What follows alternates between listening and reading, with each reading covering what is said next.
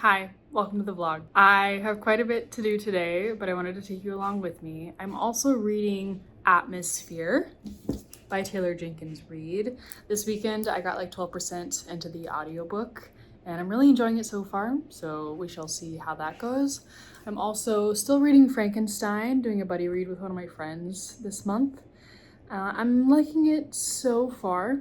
Watch my last vlog for my initial thoughts. I finished chapter 4 or 5, I think, so not very far into that. But today I need to get groceries, but it is raining outside, so I'm gonna take an umbrella. We'll see what happens. I really want to put together this piece of furniture that we've had in a box. We bought it from Nitori, so I really want to get that put together, and I want to start editing last week's vlog.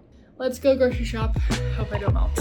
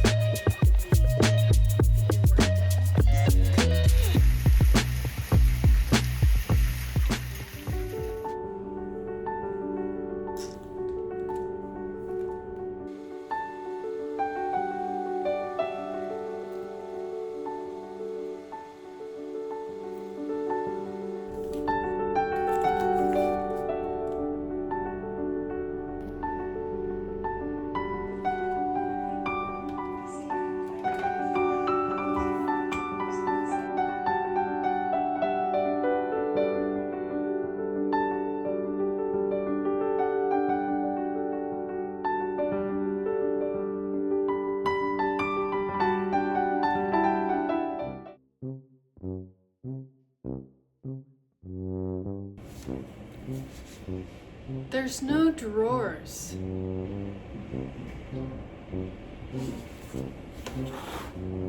Like, this is the final piece, and then there's little wheels, and there's nothing left in the box.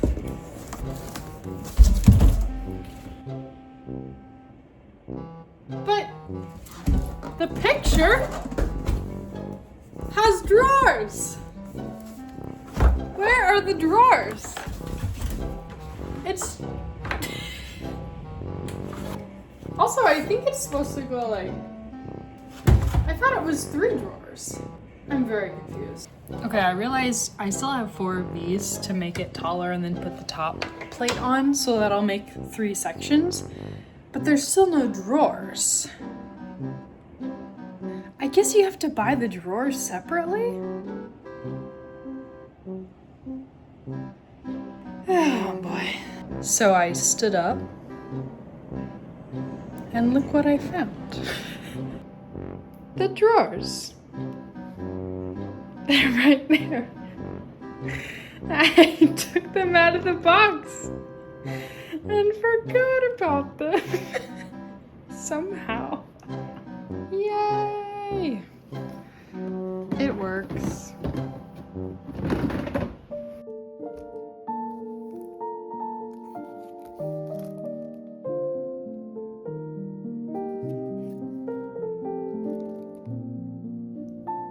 Oh no, oh no, oh no, no.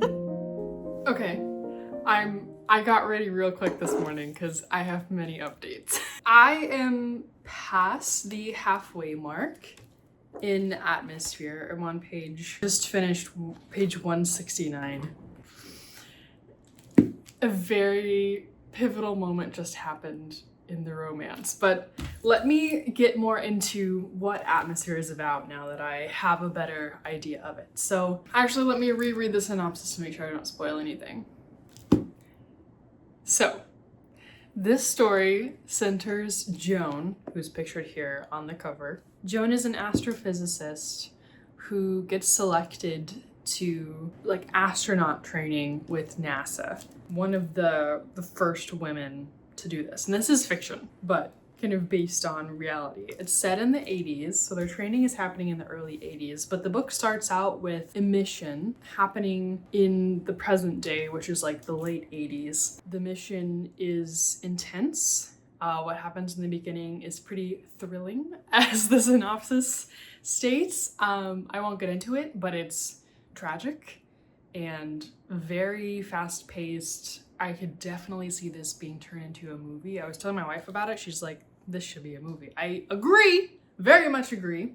And then we go back 7 years earlier to learn the story of all these trainees coming up together as astronaut trainees. They call them ASCANs, which is, it somehow stands for astronauts in training.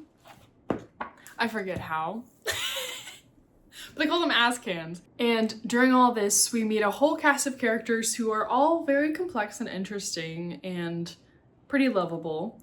We learn that Joan has a sister named Barbara who has a daughter named Frances. Barbara is Joan's younger sister, but she got pregnant at a young age, so Joan is very involved in her daughter Frances's life. And Barbara absolutely drives me up the wall. I can't stand her.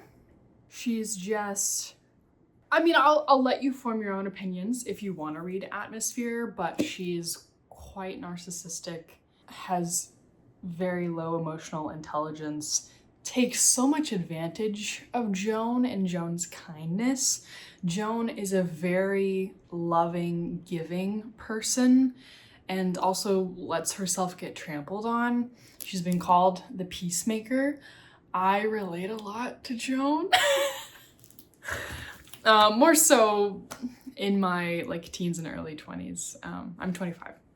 I'd like to think that I'm not as much of a peacemaker, peacekeeper now. But anyways, we also meet Vanessa, who is a fellow astronaut trainee, and she is a pilot outside of NASA. She was a commercial pilot, and then she joined the astronaut program as a mechanic, as an astronomer, as an aeronautical engineer. Yes, because she's also like a mechanic and engineer, but she's hoping to become a pilot even though they're only letting the military pilots become pilot astronauts. And we learn a lot about Vanessa. We learn that she has a troubled past, and we learn some more about her family life as Vanessa and Joan are becoming pretty fast friends. The romance? I was giggling and kicking my feet last night. I did not want to stop reading last night, and then I read some more this morning. As you can imagine, a sapphic romance set in the 80s in the setting of astronaut trainees is very complex. And it also, in a lot of ways, mimics my story of meeting my wife, so I can relate quite a bit to what's going on between them and just the sparks that are flying, the electricity that they can't deny. It's so good. Taylor Jenkins Reid knows how to write romance. I haven't been this invested in a romance in a book in a long time. Maybe since I read The Seven Husbands of Evelyn Hugo. I don't know. I was telling my wife, I think I need to read more Taylor Jenkins Reid because I really, really like how she writes. And even outside of the romance, the going back to the present and this whole mission happening is also really well written, and it is high stakes and it feels very high stakes, and I'm flying through it. And if you know me, you know that I'm a pretty slow reader. It's hard for me to maintain focus on books for like a long period of time, more than like 10 to 20 minutes at a time. But I did not want to stop reading last night, and I did not want to stop reading this morning, but I wanted to give you an update before I finish it, because I'm gonna finish this today. Like I have to I have to keep reading. But yeah, where I left off, something very pivotal just happened in the romance, and I just read the first line of the next chapter. It says, "Oh, but what now?" Joan did not know what she was doing. I'm loving this. I really don't have anything else to do today. I just need to do some like house chores and such. I do need to pick up a few more groceries if the rain lets up, but we'll see. Otherwise, I'm just gonna have a cozy day in. Wife and I are going to trivia this evening, so that should be fun. But until then, I really don't have much to do. Except read. Okay.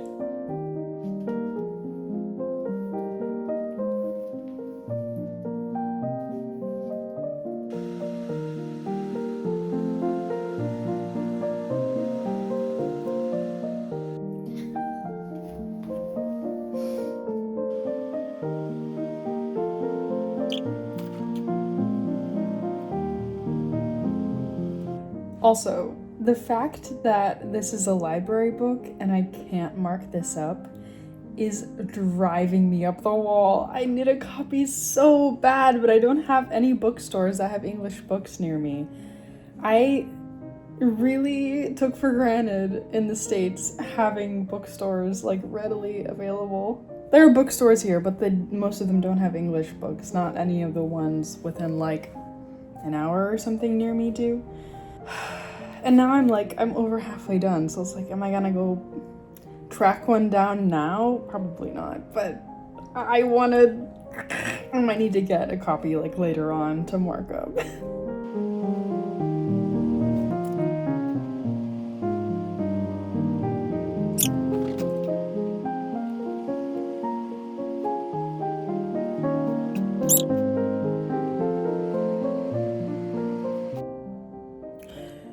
The way that this love interest is exactly my type. What am I supposed to do?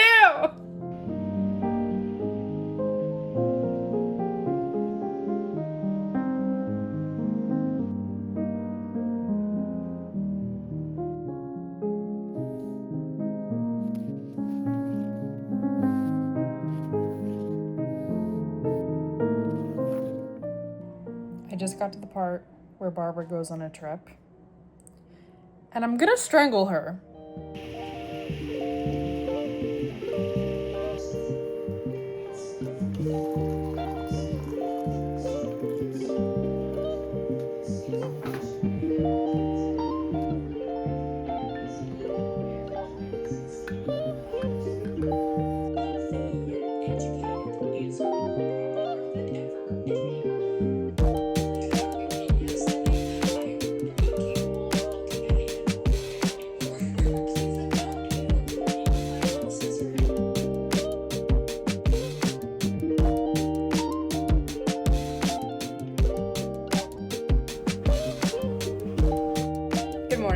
It is Wednesday.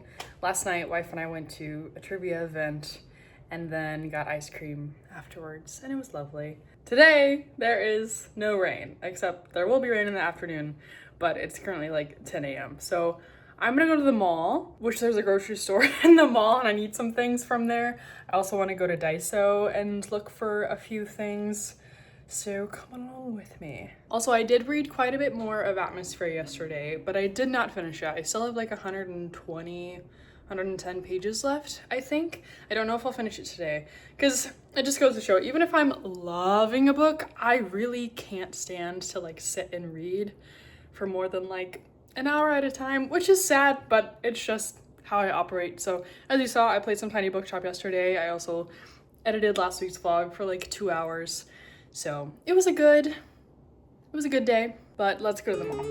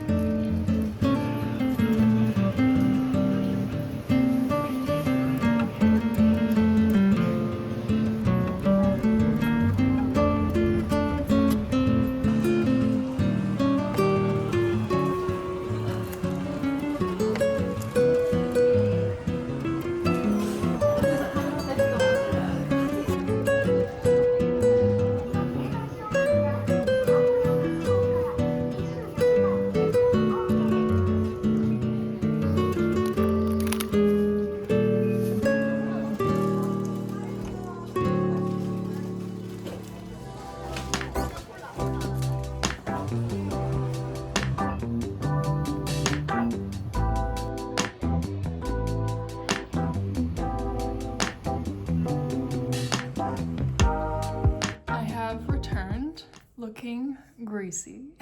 But I thought we could do a little Daiso haul. First off, yarn.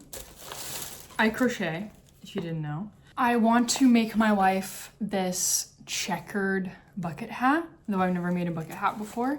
So I got a red and a white. And I want to make some like Christmas crochet crafts. I'm thinking like a garland or something. So I also picked up this small thing of green. This lighting is awful. It's fine. Oh, and before we continue with Daiso, at the bookstore in the mall, that's the name of it, I got a little Sudoku book. I did have to ask him where the Sudoku books were. Oh, and then back to Daiso. I was kind of looking for some like Halloween-y decorations, but all I found really were these. And these will be cute like even through November. I got these toe separators. Oh, I saw actually on a reel, a girl had hauled this from Daiso. It's a coin holder organizer thing to organize all of your Japanese coins, which is really cool. I got some coffee filters because I needed some. And we didn't have any oven mitts, so I got a single oven mitt. I picked up just some little hair things that we needed. I got some makeup remover wipes. I got some tongs. All very, well not all, but a lot of very useful stuff. I got this like 4-in-1 grater. Like it, if you can see, you can sort of see. It like shreds and peels and grating, cut sprout, the last one says. I just needed a cheese grater. But if we ever like make potatoes or something, that'll be good for a peeler. I got this for some freaking cord management that desperately needs to happen. You've probably seen glimpses of it when I do book updates. It's not pretty back there, so we're gonna try to manage that. Oh, and then I needed just some hooks to like add hooks in places, so I got these twice. Okay, yes, and all the last items are like a thing that I've really been wanting but have not let myself have. Today, for some reason, I was like, you know what, it's time. Because there's only 100 yen per piece. Okay, and I think what really got me was the gingham. Look at this gingham stamp. That's what it makes. Isn't that so cute? And then I got this lace one. So cute. And then I have a book journal that I have been wanting to like start filling out. Look what I found.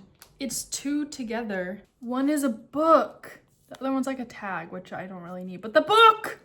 Okay, and then you know I had to get some ink. So I got a red one, a chocolate brown, melon soda, this is called. Oh, what's the red one? The red one's called cherry red. This one's melon soda, just a nice like emerald green. And then they had sparkle ones. Metallic sparkle ones. So that's my Daiso haul. I hope that you enjoyed. I would like to read some more Atmosphere today, but honestly, going to the mall is a little exhausting. I also picked up some groceries. As you saw, I actually got a lot of groceries because it is supposed to rain the rest of this week, and so I might not be able to get out and grab anything that we might need. So I had like 2 big bags of groceries. So I'm pretty tired. I've been watching Vampire Diaries for the very first time. And I mean, it's the perfect season. I literally just watched the Halloween episode of season 1. And there's like so much tragedy, a lot more tragedy in this show than I anticipated. But one of my besties got me on it. Shout out to you. So yeah, I'm not sure what I'm gonna get up to for the rest of the day. I might just be editing last week's video. I want to try to get that finished today. We shall see. Oh, also my wife and I are going to a basketball game tonight, so I hope to get some clips of that. But I'll hop on here for an update, hopefully once I've finished Atmosphere. I hope I can do that in the next couple days. Maybe today, we'll see. Probably tomorrow or the next day. Okay.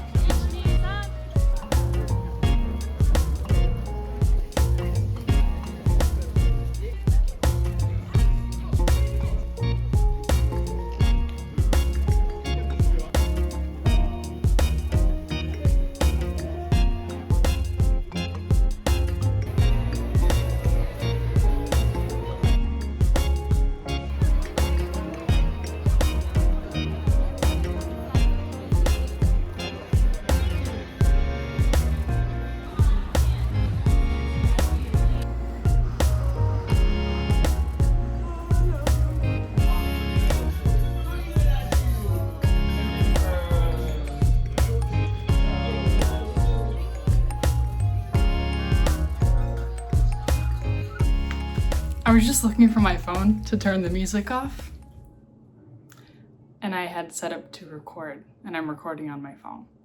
Hi, phone. Hi, it's been a while. So I got sick, and then we had a crazy work week the next week. So it's been like 2 weeks since I have spoken to you. Much has happened. I hope you enjoyed the clips of us going to the Ryukyu Kings basketball game and many Okinawa adventures, a couple big swings. And then we went to Osaka last weekend, which was so much fun. We went to Universal Studios, as you saw some clips. I had the best time at Universal. I love theme parks. I don't know why we don't go to theme parks more. My wife and I have decided, oh, hi, son. My wife and I have decided that we are gonna make it a point to go to more theme parks because we really do love them and we just don't make it a point to go. I've never lived somewhere that's like right next to one, so we haven't had the opportunity to like go to them a bunch, but we've been to Six Flags and now Universal Studios in Osaka together, and it's so much fun. But yeah. After all of that, let's talk about books. So obviously it's been a minute. I honestly haven't done much reading, but I did finish Atmosphere, and I started and finished a book that I haven't even talked about yet called First Lie Wins, which I think I actually introduced it in my last vlog because I got it from the library and did a little library haul. But yeah, started and finished that. I also started and did not finish Tender the Flesh. This is the only one I still have right now just because I haven't taken it back to the library yet. We can discuss that. And then I have made a little bit of progress in Frankenstein, just a few more chapters, honestly, but it has gotten a lot more interesting. I also watched the new Guillermo del Toro Frankenstein on Netflix, which I would highly recommend. It was very, very good. I hadn't seen a Frankenstein adaptation before. So there were many things about the story that I did not know, which my wife says not everything is the same. And even I know, like from what I've read in Frankenstein so far, there are a lot of differences. Guillermo del Toro's is more of a adaptation based on, not like a beat for beat of the actual book. But yeah, I am enjoying it so far. No real thoughts yet, except for it's good. I'm liking it. I'm liking it a lot more than I was a few chapters prior. Let's talk about Atmosphere. I did cry at the ending, and I really wasn't expecting to. I didn't film it because that was actually the first day that I was sick is when I finished it, so I wasn't feeling too well. I didn't get ready or anything. I was like, you know what, I want to finish it. I think I had 50 pages left. I thought about filming it because I know many people on BookTube have filmed themselves reading the ending of this book because it is supposed to be so emotional. But I don't know how I feel about crying on the internet just yet. And also I wasn't sure that I was gonna cry, so I didn't want to, build it up and then not cry. I cried. I really cried. And I didn't expect to because I don't often cry in media. So me crying in a book is huge. I think it's because two huge themes of the book, one being hiding your sapphic relationship, and another being kind of having this young person in your life that is in a terrible situation and wanting to take them in. Those are two huge themes in the book that have also been huge themes in my life in different ways. I obviously, I don't have any children, but I am the oldest in my family, and my youngest siblings are quite younger than me, so I've experienced a lot of those same feelings that Joan felt with her niece. So all of that put together and how those two storylines wrapped up really affected me because I could relate on many, many levels. The ending was fantastic. I thought that Taylor Jenkins Reid really did just a fantastic job at closing the loop on everyone's storylines. I thought that our two leads, Vanessa and Joan, were fleshed out really well. They were both flawed, and their relationship was not perfect, but it was definitely heart-wrenching and beautiful, and I would love to read another novel with them. I know Taylor Jenkins Reid will not, but I don't know, maybe I need to get back into fan fiction or something. And Vanessa's arc specifically, I think some people could find it, the things that she came around to, I think they could find it a little quick or a little unrealistic. But I have seen firsthand how love can really transform who you think that you are and help you realize who you actually are instead of who you were told that you were or who you just thought that you were going to be for so long. So even though I related on more of a personality level to Joan, I also see a lot of myself in Vanessa, in just the huge change that she went through as a character. So overall, I would highly recommend Atmosphere if any part of it interests you. The historical fiction aspect being set in the 1980s, the astronaut aspect, the sapphic romance aspect. It's all there and it's all really good. So I would highly recommend. I gave it 5 stars. It's probably, I don't know if it's my favorite of the year. I'm gonna have to sit down and do like a little bracket to see what my favorite of the year is. I'm excited to make some videos about that, but it is definitely high up there. Also, I'm seeing in the viewfinder, I did get a Pachaco watch. Just so everyone knows, it's Pachaco o'clock. I've been making that joke like every day with my wife. She's getting a little tired of it, but I'm not. I think I put a little clip of it in there. Anyways, I got this at Don Quixote in Osaka. Okay, First Lie wins. I picked this up on a whim because I was just browsing one of our libraries and I saw it. Katie is reading, highly recommended it. It's my first ever contemporary mystery thriller thing. Let me give you a bit of the synopsis. Okay, yes, I'm remembering. Because I read this really quickly and that was like 2 weeks ago. Our main character is Evie Porter. We learned very quickly that she is like a secret agent of some sort. Works for a company that's very secretive. Evie Porter's an alias. We quickly learn some of her backstory and who she is really. And then at a party very early on, she meets a woman going by her original name.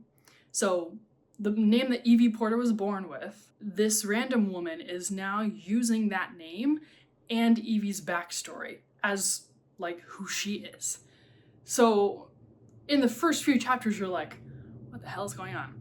And Evie is also thinking that because she's like, what the hell is going on? She doesn't know anything about this woman or like why she's using Evie's original story. And then we learn a lot about Evie's boss, Mr. Smith. There's 2 timelines going on. So we have the present timeline where Evie is on this job to learn all about this specific guy. What is his name? Ryan, and his business. We don't know why, and Evie doesn't even really know why Ryan, this guy, is her target to learn about and his company, but that's the current situation because Evie is given her jobs by Mr. Smith with very little information typically until like the last second when Evie needs to act. So she's got this guy Ryan, he's actually her boyfriend, like fake, but Ryan thinks that it's real. So that's the present timeline. And then we're going back in time and going through some of Evie's previous jobs to learn more of her backstory and how she got involved with this like secret agent company and learning more about her boss, Mr. Smith, and then different people she's worked with along the way. There's a couple cool side characters that you get to know a little bit. And then the conclusion, obviously a big spoiler, but I won't spoil anything. I thought the twist was great because I was reading some in bed and I was like, oh, babe, like, I think this is who it is. And it's so obvious and like, ugh, I hate that I've guessed it so early on. Turns out I had not. Turns out I had not guessed it. Which is great. I loved that. I loved being surprised. My only qualm is there were a couple choices that the main character made in terms of revealing her identity to a couple people that I just didn't understand why she did that, at least so early on. But that's really my only qualm is maybe, sorry, the airplane, whatever. Maybe some of her choices could have been fleshed out a little better, but overall, I read it so quickly, like I said, which is a huge compliment coming from me because I usually read things so slow, as you're probably observing with Frankenstein. And the fact that it took me like a week to read Atmosphere, even though I loved it. But yeah, I think I read First Light Winds in like 3, maybe 4 days. But still, like reading a book in less than a week is a huge thing for me. So I loved it. I gave it 4 stars. Obviously isn't going to be like a new favorite, but I'm really glad I read it. I might check out some more of Ashley Elston. I know that this is her first adult novel. It came out in January of last year though. So she might have some other adult books out. Let me see. Oh, no, but she does have one coming out next year called Anatomy of an Alibi. A tense, feverish thriller about 2 women's lives that are forever intertwined when a murder threatens to expose them both. Cool. Yeah, so I might pick that up. If you have any recommendations for other contemporary thrillers / mysteries you think I would like, let me know.